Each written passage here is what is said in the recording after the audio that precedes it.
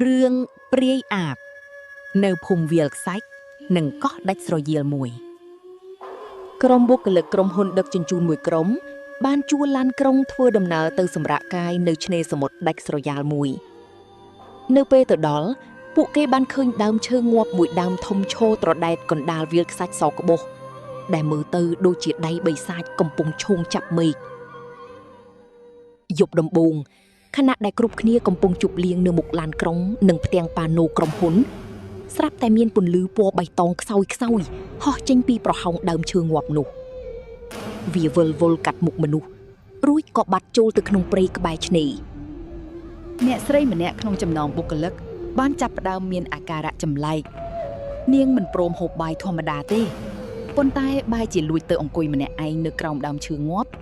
រួចសម្លឹងមើលទៅសមុទ្រទាំងភ្នែករឹងកំប្រេះពាក់កណ្ដាលអាត្រៀតសំលេងឆ្កែព្រុសលូគង់រំពងពេញវាលខ្សាច់យុវជនម្នាក់បានភ្ញាក់ឡើងហើយឃើញស្រមោលក្បាលមនុស្សដែលមានពោះវៀនរយីងរយោងហោះចេញពីបង្អួចឡានក្រុងសំដៅទៅរកដើមឈើងាប់នោះវាគឺជាព្រាយអាប់ដែលសំងំក្នុងខ្លួនបុគ្គលិកស្រីម្នាក់នោះត្រឹកឡើងអ្នកភូមិនៅក្បែរនោះបានប្រទះឃើញសាកសពសត្វដែលត្រូវគេជញ្ជក់ឈាមអស់ពីខ្លួននៅមាត់ទឹកនៅក្បែរនោះមានដានជើងមនុស្សដើរឆ្ពោះទៅរកឡានក្រុងរបស់ក្រុមភ្ញៀវទេសចរដោយដឹងថាមានអាបនៅក្នុងក្រុង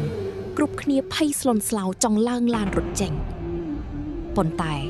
ឡានក្រុងដ៏ធំស្រាប់តែបញ្ឆេះហើយផ្ទាំងប៉ាណូក្រុមហ៊ុនដែលនៅពីក្រោយ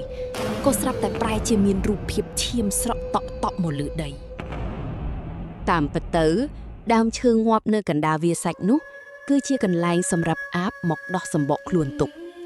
បើអ្នកណាយកបន្លាមកដាក់ក្នុងសម្បកខ្លួននោះអាបនឹងមិនអាចចូលខ្លួនវិញបានឡើយយប់ទី2មកដល់អាបបានចេញមកបោបាញ់ម្ដងទៀតលើកនេះវាមានកំហឹងខ្លាំងវាក៏ហោះមកលងបន្លាចមនុស្សជុំវិញឡានក្រុងពួកគេបានប្រើភ្លើងហ្វាឡានចាំងទៅលើវាធ្វើឲ្យវាភ័យខ្លាចនឹងពន្លឺគ្រូសិលម្នាក់ដែលធ្វើដំណើរជាមួយបានសូត្រមន្តពាត់ខ្សែសៃមាជុំវិញដើមឈើងាប់និងឡានក្រុងនៅពេលអាបព្យាយាមហោះចូលខ្លួនវិញវាក៏ត្រូវកម្ដៅនៃមន្តអាគមដុតរោលរហូតដល់ធ្លាក់ចុះមកលើខ្សាច់នៅពេលព្រះអាទិត្យរះក្បាលអាបនោះក៏រលាយคล้ายជាផេះ